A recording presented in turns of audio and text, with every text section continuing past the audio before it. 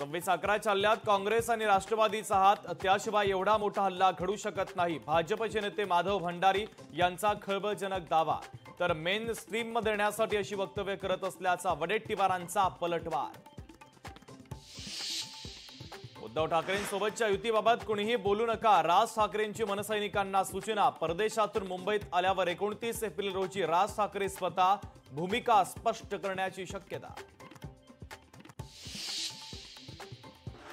महाराष्ट्राचं भविष्य उज्ज्वल करायचं हे दोन्ही नेत्यांचं ठरलंय. पुढे जाताना आता भूतकाळाचा विचार करायचा नाही, संजय राऊतांचं मोठं वक्तव्य.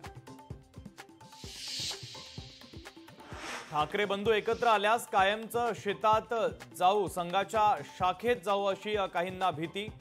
संजय राऊतांचा शिंदे फडणवीसांना खोचक टोला. पुण्यातील ईश्वरी बेसे मृत्यू प्रकरणी सरकार प्रत्येक अहवालानुसार कारवाई करणार, सूत्रांची माहिती. तर डॉक्टर घैसास आणि दीनानाथ मंगेशकर रुग्णालयावर कारवाईची टांगती तलवार. अश्विनी बिद्रे हत्या प्रकरणी आरोपी अभय कुरुंदकरला जन्मठेप, पनवेल सत्र न्यायालयाचा मोठा निर्णय.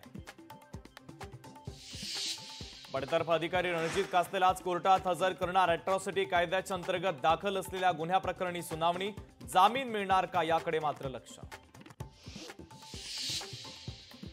महाराष्ट्रावर पाणी टंचाईचे महासंकट, गावखेड्यांमध्ये पिण्याच्या पाण्याची तीव्र टंचाई. तर 358 गावं आणि 1026 वाड्या वस्त्यांना टँकरच्या द्वारे पाणी पुरवठा.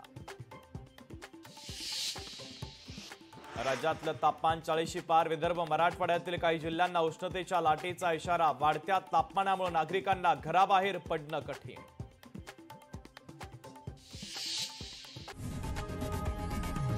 लोकशाही मराठी ऐका, पहा, जागरूक रहा.